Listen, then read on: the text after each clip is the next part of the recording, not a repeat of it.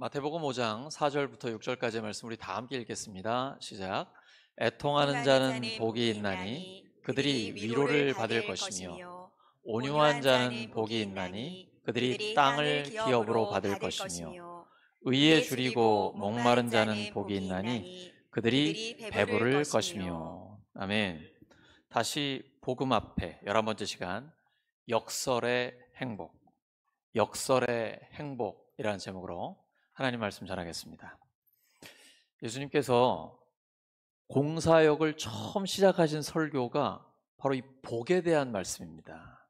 요즘 보니까 문에다가 입춘대길 이렇게 붙인 분들도 계신데, 이제 복이 임했으면 좋겠다라는 우리의 간절한 바람이죠.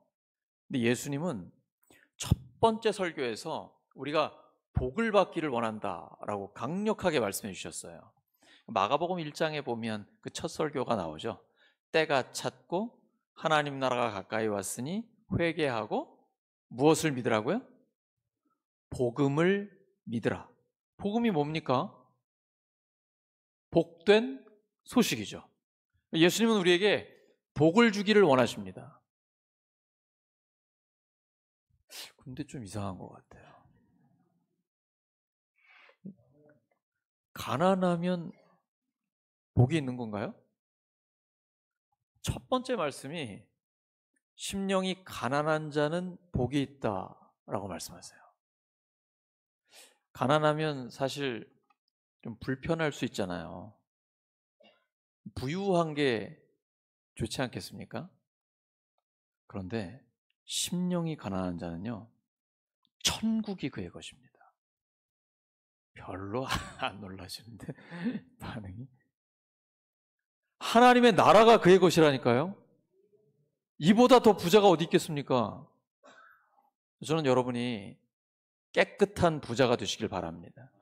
하나님께서 여러분에게 물질적인 복과 물권도 주시길 바랍니다. 그 전에 영혼이 건강하시길 바랍니다.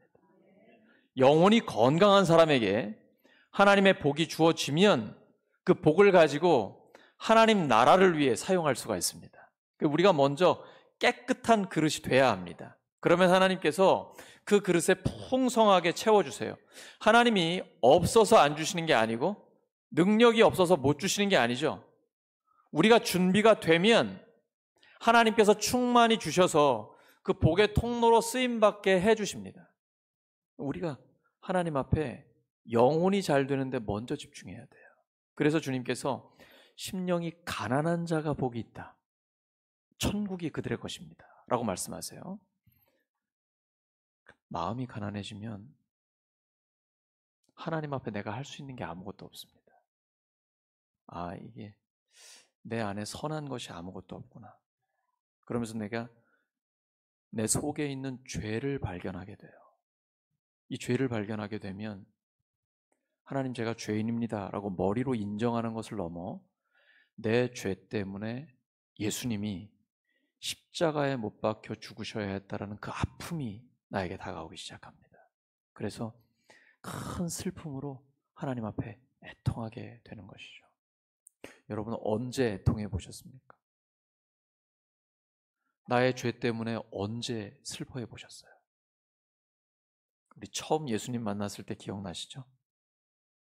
그때 눈물 콧물 다 흘렸잖아요. 정말 옆에 있는 사람 민망할 정도로 이 휴지로를 아무리 써도 끝이 없고, 이건 내 몸속에서 콧물이 이렇게 많이 나올 줄은 미처 몰랐는데, 애통하며 회개하다 보면 사람들 눈치 볼 그런 여유가 없어요. 그냥 하나님 앞에 내가 죄인이라는 걸 깨닫게 되면서 큰 슬픔으로 하나님 앞에 눈물을 흘리는 것이죠. 근데 이 애통함은요, 나의 죄만 가지고 애통하는 것이 아닙니다. 예수님이 말씀하시는 애통함은 영적인 애통함입니다. 그래서 주기도문에 가르쳐 주신 것처럼 우리가 우리에게 잘못한 사람을 용서해 준 것 같이 우리의 죄를 용서해 주세요. 우리의 죄를 가지고 나아갑니다. 모세는요, 이스라엘 백성의 죄를 가지고 나아갑니다. 느헤미야도 죄 때문에 멸망당한 유다 백성 전체의 죄를 가지고 하나님 앞에 금식하며 통곡으로 기도합니다. 이것이 애통함입니다. 이 애통의 마음은 예수님의 마음입니다. 예루살렘 성이 멸망할 것을 예수님은 미리 알고 계셨습니다.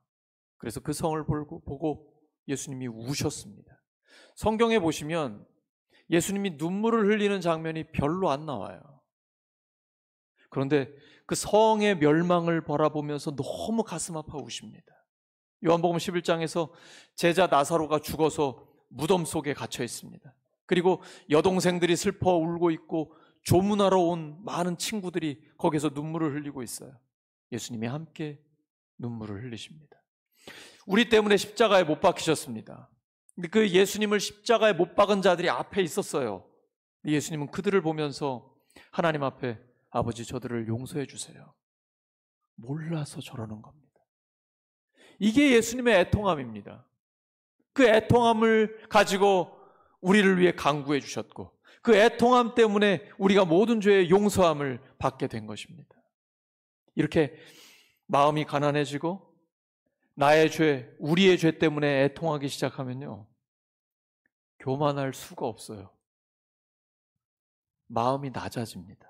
하나님 앞에 내가 지극히 작은 존재라는 것을 깨닫게 되고 겸손해져요. 그리고 온유해집니다. 그때부터 내 소리를 높이 낼 수가 없어요. 핍박을 받아도, 공격을 받아도, 나의 어떤 권리를 빼앗겨도 내 권리를 주장하지 않아요. 그냥 침묵해요. 세상에서 가장 온유한 사람이라고 칭찬받았던 모세 어땠습니까? 그는 공격을 당할 때 참고 인내했습니다.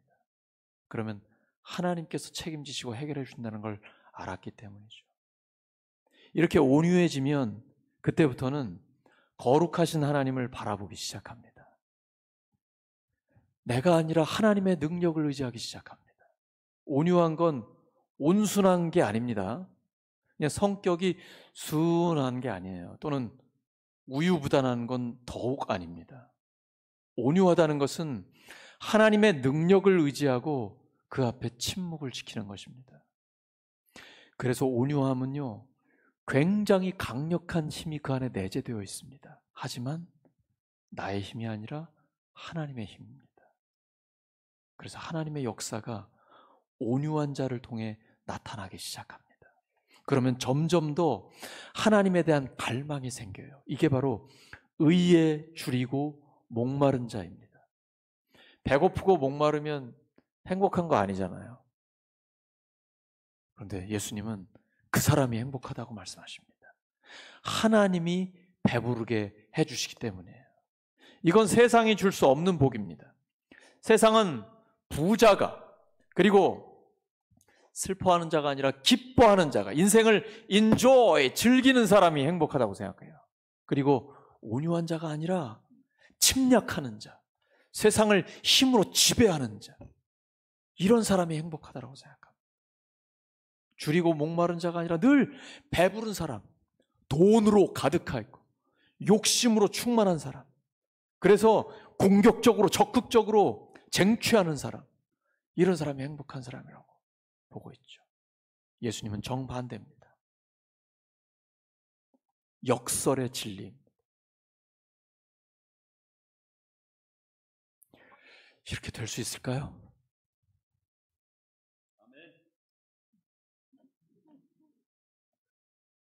솔직히 저를 볼 때 아직 그 마음이 못 됐더라고요.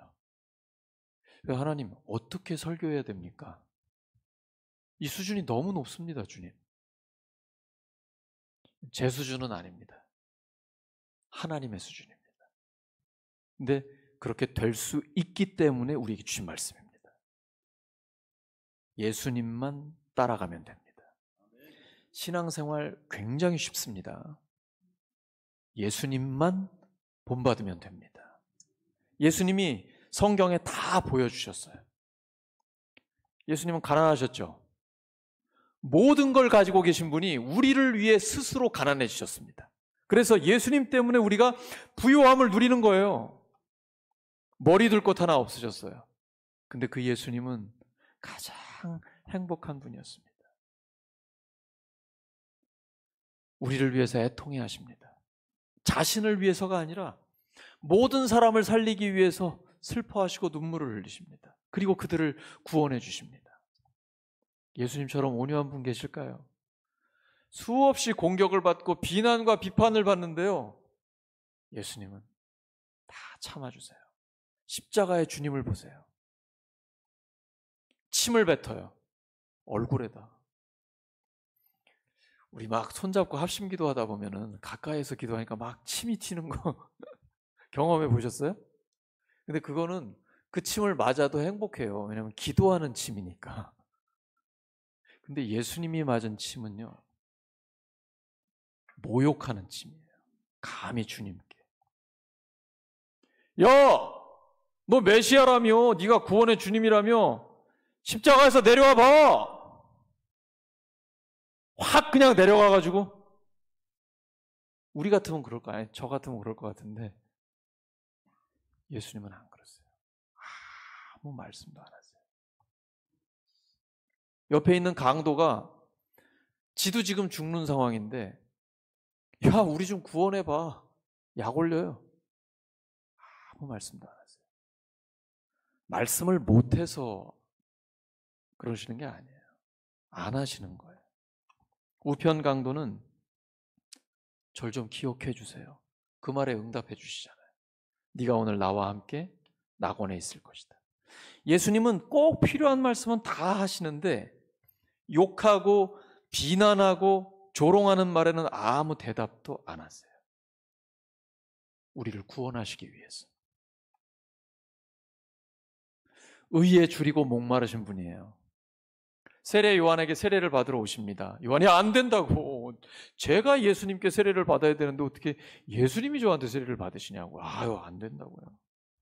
우리 이렇게 해서 하나님의 의를 이루는 것이 옳다. 그때 요한이 순종하잖아요. 우리를 의롭게 하시기 위해서 예수님은 십자가에 못 박혀 죽으셨고 부활하셨습니다. 그 예수님 때문에 우리가 의롭다함을 받게 된 것입니다. 예수님만 따라가면 됩니다. 그러면 예수님의 성품을 점점 더 닮아가게 됩니다. 그 사람이 가장 행복한 사람입니다. 그런데 행복 자체가 우리의 목적이 아닙니다. 우리의 최종 목적지는 행복을 넘어 거룩함입니다. 세상의 행복과는 다릅니다. 이 거룩하다라는 것은 히브리어로 코데시 또는 카도시입니다. separate, 분리되어 있다. 구별되어 있다. 세상과는 다르다는 겁니다. 세상이 추구하는 행복과는 다른 거룩한 행복을 우리에게 약속해 주신 것입니다. 그것이 바로 팔복의 약속입니다. 예수님의 성품을 닮아가는 것이죠. 그런데 우리가 보면요, 이분은 성격이 너무 좋아요. 얼굴을 보면 참 온화하세요. 화내는 거 한 번 본 적이 없어요. 참 태생적으로 팔복을 타고나신 분이다 라고 생각하시면 큰 오해십니다. 여러분, 그런 성격적 온유함을 가리키는 게 아니에요. 이 팔복은 누구도 선천적으로 가지고 난 사람은 없어요. 예수님을 믿고 하나님의 자녀가 되면 성령의 역사를 통해 점점 더 그 팔복이 우리의 것이 되는 것입니다. 예수님의 성품을 닮아가게 만들어주세요. 이게 성령의 열매와도 연결이 되어 있습니다. 성령의 열매는 성령을 따라가면 자연스럽게 맺힙니다. 우리가 세상을 따라가면 세상의 열매가 맺힙니다. 그래서 예수님께서는 너희 속에 쌓여있는 것이 자연스럽게 나온다라고 말씀하시는 거예요. 저는 설교자로 하나님이 불러주신 게 너무 행복한데 한편은 굉장히 부담스러워요. 왜냐하면 제가 원고를 읽으면 세상 편한데 이 원고 없이 말로 하나님의 말씀을 전하려다 보니까 제 속에 쌓여있는 게 자연스럽게 나올 거 아니에요. 그러니 평소에 말씀대로 살려고 몸부림쳐야 되고 그 말씀대로 이루어 주시라고 기도해야 되고 내 속에 계속 쌓아야 될 거 아닙니까? 근데 제 속이 아직은 부족해요. 그래서 원고를 외워서 하는 거예요. 설교는 설교자의 수준대로 하는 게 아닙니다. 그러면 설교자의 말이죠. 설교는 하나님의 말씀입니다. 그래서 하나님의 말씀에 근거해서 전해야 합니다. 그리고 우리 성도님들은 그것을 분별하셔야 됩니다. 이 설교가 하나님의 말씀인지 아닌지 어떻게 분별할 수 있을까요? 그 기준은 철저히 성경에 있는 것입니다. 근데 예수님의 그 기준은 팔복입니다. 그 중에서 오늘 세 가지만 볼 텐데요. 첫째는 애통하는 사람이 복이 있습니다. 하나님이 그들을 위로해 주실 것입니다. 예수님 당시에는요, 가난한 사람은 이제 뭐 부모님이 돌아가셨거나 이렇게 슬픈 일을 당해도요, 계속 장례를 할 수가 없어요. 하루 먹어, 하루 벌어, 하루 먹기 때문이에요. 부자는 여유가 있죠. 많은 사람들이 와서 조문도 하고. 근데 가난한 사람은 그 슬픔을 안고 오늘도 일터에 나가야 되는 거예요. 그러다가 이제 회당에 옵니다. 우리처럼 예배를 드리러 와요. 그 사정을 알고 있는 회당장이, 오늘날로 말하면 이제 목회자가 슬퍼하는 자에게 하나님이 위로를 주십니다. 특별히 당신에게 위로를 주십니다. 이렇게 이야기하는 거예요. 예수님이 이렇게 말씀하시는 것입니다. 당신 슬픔을 당했는데 그 누구도 위로가 되지 않죠. 그런데 하나님이 당신과 함께 하십니다. 그리고 하나님이 당신의 위로자가 되어주십니다. 이렇게 말씀해 주세요. 우리 중에 애통하지 않은 사람 있습니까? 나이가 어리건 연세가 많으시건 우리의 삶은 애통하는 삶입니다. 근데 그 애통하는 자가 복이 있습니다. 하나님께서 위로를 주시기 때문이에요. 사람은 위로를 주기도 하지만 그 위로가 오래되지 못하고 또 온전하지도 못합니다. 하지만 하나님의 위로는 완벽합니다. 깔끔합니다. 깨끗해요. 그리고 그 위로를 넘어 이제 우리가 위로받은 위로자가 되게 해주십니다. 애통해본 사람이 애통한 사람을 그 심정을 압니다. 그래서 공감할 수 있고 함께 간절히 기도할 수 있고 내가 먼저 위로받았기 때문에 그 사람의 위로자가 되어줄 수가 있습니다. 나는 먼저 위로받은 그 기쁨과 감격을 갖고 있잖아요. 방법도 알고 있습니다. 오직 기도와 말씀에 집중하면 하나님의 위로가 우리에게 임합니다. 애통하는 자에게는요, 하나님의 약속이 이미 주어져 있습니다. 우리가 주님의 말씀을 붙들고 간구할 때 하나님의 위로가 우리에게 있습니다.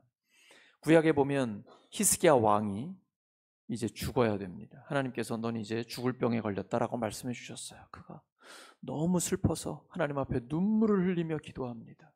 하나님께서 이렇게 말씀하세요. 내가 너의 눈물을 보았고 너의 기도를 들었다. 이게 우리에게 주시는 하나님의 말씀입니다. 우리가 애통하며 기도할 때 하나님이 우리에게 똑같이 말씀하세요. 내가 너의 눈물을 보았고 너의 기도를 들었다.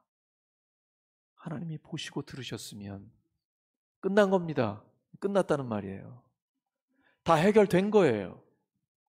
하나님께서 그의 수명을 15년을 연장해 주십니다. 그때의 아들 므낫세가 태어나요. 이 말은 다윗의 왕조가 이어진다는 얘기입니다. 하나님께서 다윗에게 미리 약속하셨거든요. 너의 왕조가 계속될 것이다. 그리고 다윗의 씨에서 메시아 구원의 주님이 탄생하게 된다라고 약속하셨어요. 그 약속을 이루어 주신 거죠. 히스기야에게, 울부짖고 애통하고 있는 히스기야에게 참된 위로를 주신 거예요. 그리고 하나님의 약속을 이루어 주신 것입니다. 이어서 요시야 왕이 나와요. 이스라엘 백성들의 범죄 때문에 너무나 슬퍼합니다. 하나님의 말씀을 듣고 애통하면 회개합니다. 그때 하나님께서 그의 기도를 들으시고 재앙을 없애고 평화를 주시게 됩니다. 애통하는 자에게는 하나님의 복이 임합니다. 이스라엘 백성들, 유다 백성들이 범죄에서 아수르에게 멸망당하고 바벨론의 포로로 잡혀갑니다. 그때 예레미야를 통해 하나님께서 70년 뒤에 회복시켜 주신다고 약속하셨습니다. 약속하시면 반드시 이루어 주십니다. 그래서 70년 뒤에 에스라 느헤미야 시대에 회복이 돼서 돌아왔습니다. 성전의 기초를 재건하게 돼요. 많은 사람들이 기뻐하는데 연세 드신 분들은 가슴 아파하는 거예요. 처음 성전이 기억난 거예요. 솔로몬 성전이 다 무너졌잖아요. 적들에 의해서 회파됐잖아요. 그것 때문에 너무 가슴 아파요. 이제사 기초를 놓고 있으니 가슴 아파 울고 있는 것이죠. 그러나 새롭게 회복시켜 주시는 그 하나님의 은혜 때문에 큰 기쁨이 있어서 기쁨이 슬픔을 압도합니다. 마치 예수님의 부활의 기쁨이 십자가의 슬픔을 압도하는 것과 같습니다. 우리의 삶에는 이 땅에 사는 동안 슬픔이 있습니다. 애통합니다. 하지만 부활하신 주님이 우리와 함께 하십니다. 주님의 영, 성령께서 우리와 함께 하십니다. 그래서 부활의 기쁨이 슬픔을 압도하는 것입니다. 이것이 신앙생활입니다. 예수님 믿으면 만사형통하는 게 아니에요. 만사형통은 하나님께서 모든 것을 합력해 선을 이루어 주신다라는 겁니다. 근데 우리는 슬픈 일을 당하기도 하고 고난을 당하기도 해요. 근데 하나님께서 이 모든 걸 합력해서 선을 이루어 주십니다. 그럼에도 불구하고 아픔과 애통함이 있지만 기쁨이 슬픔을 압도하는 것입니다. 이것이 예수님을 믿는 신앙 생활인 것입니다. 옆 사람 축복해 주시기 바랍니다. 기쁨이 슬픔을 압도하길 바랍니다.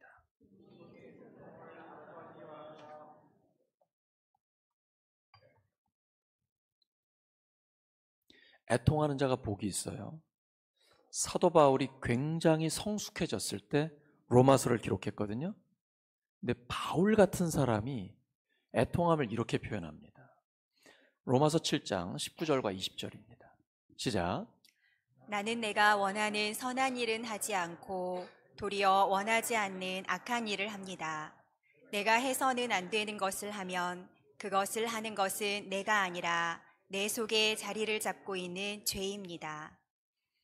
바울이 자기 안에 죄가 있다는 걸 발견했어요. 이 사람 죄를 많이 지어서 그럴까요? 예수님 믿고 굉장히 성숙해졌어요.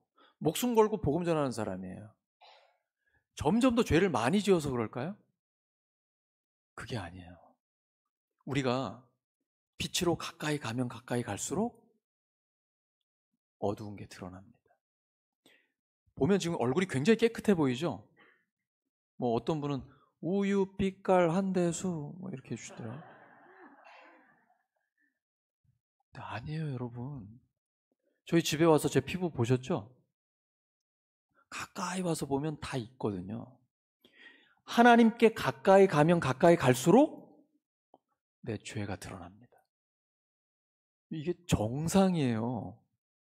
바울이 하나님과 점점 더 가까워지니까 자기의 죄를 발견하게, 더 깊이 깨닫게 되는 거예요. 마음으로는 하나님의 뜻대로 살고 싶은데 또 다른 내가 있다니까요. 여전히 내가 죄를 짓고 있고 죄가 공격해오고 생각으로 오고 끊임없이 유혹하는 그 죄를 내 안에서 발견하게 되는 거예요. 오라 나는 공고한 자로다. 누가 이 사망의 몸에서 나를 건져내랴.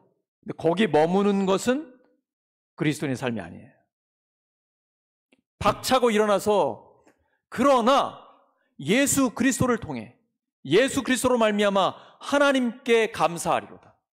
내가 마음으로는 하나님의 뜻을 행하고 싶은데 육신으로는 죄의 법을 행하고 있다. 그럼에도 불구하고 예수님의 십자가와 부활로 나는 구원받았고 여전히 미래를 향해 소망을 가지고 하나님의 영광을 위해 살아간다. 이것이 바로 애통하는 자의 복이에요. 내가 진짜 애통해야 하면 하나님의 위로가 임해요. 그 다음에 더욱 용기 있게 소망을 가지고 믿음으로 나아갈 수 있게 해주십니다. 이것이 애통하는 자에게 주시는 복입니다. 눈물을 흘리며 씨를 뿌리는 자는 반드시 기쁨으로 거둡니다. 애통하는 자에게는 하나님의 위로함이 넘치게 됩니다. 두 번째, 온유한 사람이 복이 있습니다. 땅을 차지하게 됩니다. 땅을 기업으로 받게 돼요. 이 땅은 세상의 땅도 되겠죠. 근데 모든 땅의 주인은 하나님이시잖아요. 그 하나님께서 온유한 자에게 땅을 다스릴 수 있도록 해주십니다. 이게 부동산이 많이 늘어난다는 개념이 아니에요. 이 세속적 개념과는 다른 것입니다. 하나님이 다스리시는 나라를 온유한 자가 다스리고 관리할 수 있게 해주신다라는 것입니다. 세상은 공격적으로 착취하는 사람들, 지배하는 사람들, 이런 사람들이 땅을 다스린다고 생각합니다. 근데 우리가 역사 속에서 수많은 독재자들과 침략자들이 있었습니다. 다 사라졌습니다. 미움, 다툼, 갈등을 조장해서 세상을 지배하려고 합니다. 미움도 힘이 있습니다. 하지만 미움보다 훨씬 강력한 것이 사랑과 온유함입니다. 예수님은 십자가에서 힘없이 죽으신 것 같습니다. 마귀는 지가 승리한 줄 알았습니다. 그런데 예수님의 그 사랑과 온유함이 우리의 가슴을 열어놓잖아요. 지금 우리의 삶을 지배하고 있잖아요. 온 세상을 다스리는 것은 포악한 자들이 아니에요. 침략자들이 아니에요. 온유한 예수 그리스도입니다. 그래서 진정한 승리는 온유한 자에게 주어지게 되는 것입니다. 민수기 12장 3절에 세상 모든 사람들 중에 모세가 가장 온유하다라고 하나님께서 평가를 해주십니다. 근데 이 말씀을 주신 때는 가족 간의 갈등이 일어났을 때예요. 혹시 여러분 중에 가족들 사이에 또는 친척들과 갈등과 다툼이 있는 분들이 계십니까? 모세도 그랬습니다. 모세가 구스 여인, 그러니까 이디오피아 여인을 아내로 삼았어요. 이게 굉장히 수치스러웠나 봐요. 형과 누나가 노발대발합니다. 너 어떻게 그럴 수 있냐? 하나님이 모세하고만 말씀을 나누냐? 우리와도 말씀을 나누지 않느냐? 라고 하면서 모세의 권위에 도전을 하게 됩니다. 하나님께서 세워주신 권위에 도전을 하는 것이죠. 이것은 그 권위를 세우신 하나님께 도전하는 것과 같습니다. 근데 모세는 아무 말도 안 합니다. 형들, 누나들, 누나 이렇게 굉장히 싸울 것 같은데 안 했어요.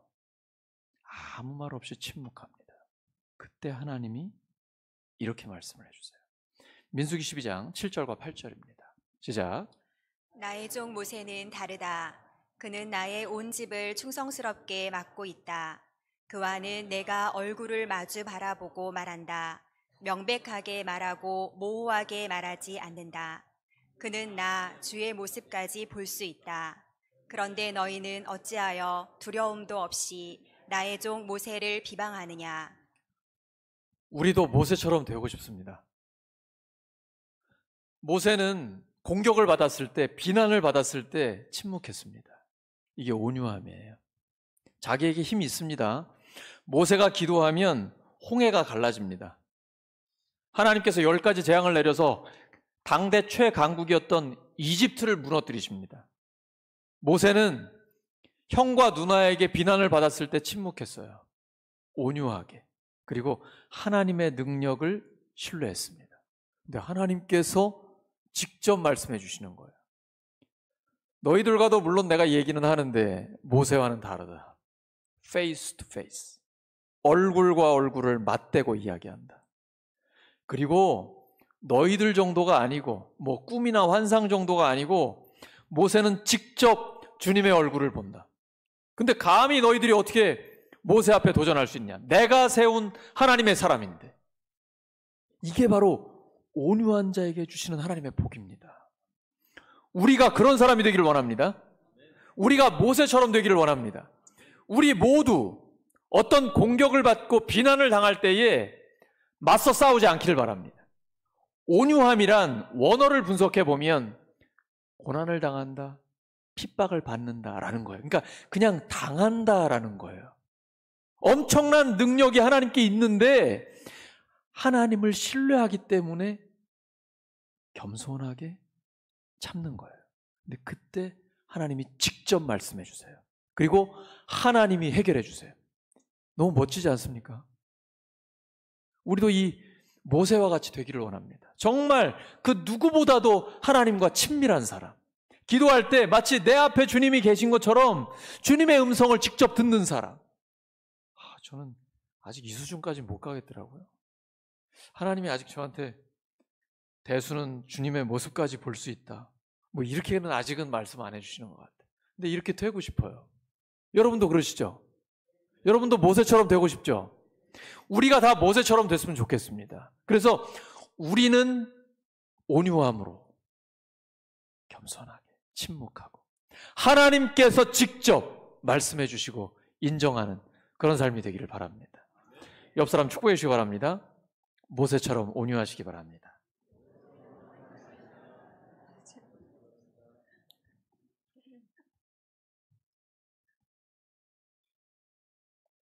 또 한 사람 요셉을 한번 생각해 보세요. 요셉이 형들에게 미움을 받고 노예로 팔려갔습니다. 그리고 누명 쓰고 감옥에 갇혔습니다. 그런데 이집트의 총리가 됐어요. 어느 날 이렇게 행정을 하고 있는데 낯익은 얼굴들이 왔어요.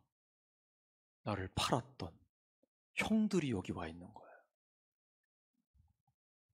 참다 결국은 눈물을 터뜨리고, 형들, 내가 요셉이에요. 요셉?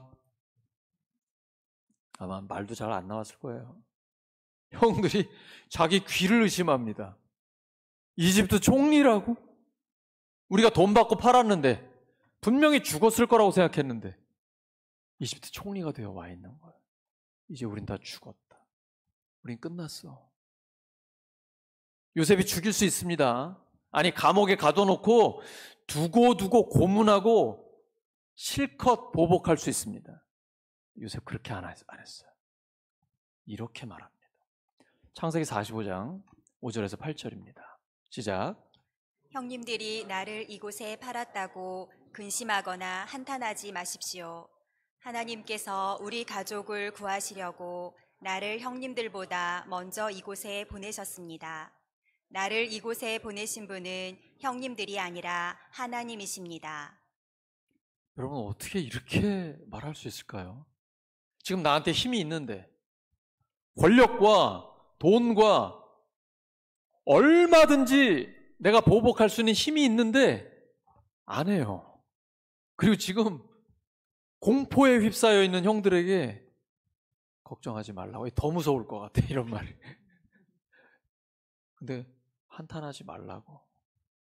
형들이 나를 여기 보낸 게 아니고 하나님이 나를 여기다 보내셨다고, 이렇게 위로를 해줍니다. 근데 형들은 이 말을 고지고대로 듣지 않습니다. 믿지 않아요. 아버지가 살아있으니까 요셉이 아직은 우리를 놔둘 거야. 아버지가 죽었을 때 이때 우리도 죽었다 다시 한번 위기를 느끼게 되죠. 그때 요셉이 정말 안타까워합니다.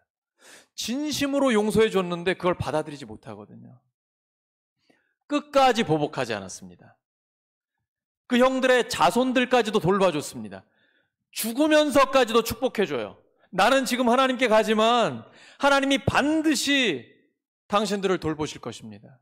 이게 진짜 온유함입니다. 하나님의 섭리를 믿고 진심으로 용서하는 거예요.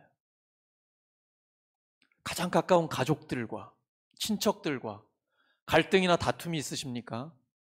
해결되지 않는 분쟁이 있으신가요? 우리가 온유한 사람 되기를 바랍니다. 요셉처럼 말할 수 있는 믿음과 용기가 우리에게 있기를 바랍니다. 우리가 먼저 이거 다 하나님의 계획이 있어요. 하나님의 섭리입니다. 하나님이 모든 것을 합력해 선을 이루어 주실 거예요. 우리가 먼저 푸는 사람이 되길 바랍니다. 요셉은 끝까지 보복하지 않았어요. 복수하지 않았어요. 그리고 진정으로 그들을 용서해 주었습니다. 참된 온유함이 무엇인지 우리에게 보여준 것입니다. 힘이 있지만 힘을 쓰지 않는 거예요. 하나님의 능력을 의지하고 겸손하게 침묵하는 거예요. 참아주는 거예요. 그리고 하나님께서 역사하시는 것을 기다리는 것입니다. 모세도 요셉도 하나님의 역사, 주님의 승리를 경험했습니다. 세 번째는 의에 줄이고 목마른 사람이 복이 있습니다. 그들이 배부를 것입니다. 의에 줄이고 목마르다는 것은 갈망하는 겁니다. 누가복음 15장 탕자의 비유 기억하시죠? 아버지의 유산을 받아서 외국에 나가 허랑방탕 다 써버렸습니다. 거지가 됐는데 아주 사한 거지가 됐습니다. 유대인은 돼지고기 안 먹습니다. 그런데 돼지 치는 거기에 가가지고 돼지의 사료, 쥐염 열매라도 먹어보려고 하는데 그것마저 없어요. 비참함도 이보다 더 비참할 수 없습니다. 그때의 아빠가 생각나는 거예요. 아버지는 부자거든요. 하인도 많아요. 나는 이제 아버지 아들 자격 없다. 그냥 하인 중에 한 명이라도 괜찮다. 아버지의 그늘 아래에서 굶어 죽지만 않았으면 좋겠다라는 이 갈망, 굶주림, 굶어 죽겠다라는 그 바닥에서 아버지를 생각하고 아버지를 찾아가는 이 갈망, 이게 바로 의에 줄이고 목마른 것입니다. 예수님께서 우리를 위해 죽으시고 부활하셔서 하나님께서 예수 믿는 우리를 의롭다라고 인정해 주셨습니다. 근데 세상 속에 살면서 자꾸 그 의로움을 잃어버릴 때가 있어요. 근데 우리는 끊임없이 그 의로움에 머물고 싶습니다. 하나님이 인정하시는 의로운 사람으로 살고 싶습니다라는 의에 줄이고 목마른 거예요. 하나님에 대한 갈망이에요. 예수님처럼 살고 싶어요. 이런 절박한 간구예요. 이게 바로 의에 줄이고 목마른 사람입니다. 그러면 하나님께서 배부르게 해주십니다. 하나님으로 충만하게 해주십니다. 예수 그리스도로 충만하게 해주십니다. 그러면 주님께서 약속하신 그 배부름의 복이 우리에게 있습니다. 요한복음 6장 35절입니다. 시작. 내가 곧 생명의 떡이니 내게 오는 자는 결코 줄이지 아니할 터이요 나를 믿는 자는 영원히 목마르지 아니하리라. 예수님의 약속입니다. 다시 한번요. 시작. 내가 곧 생명의 떡이니 내게 오는 자는 결코 줄이지 아니할 터이요 나를 믿는 자는 영원히 목마르지 아니하리라. 아멘. 말씀 정리합니다. 주님이 약속하신 행복은 역설의 행복입니다.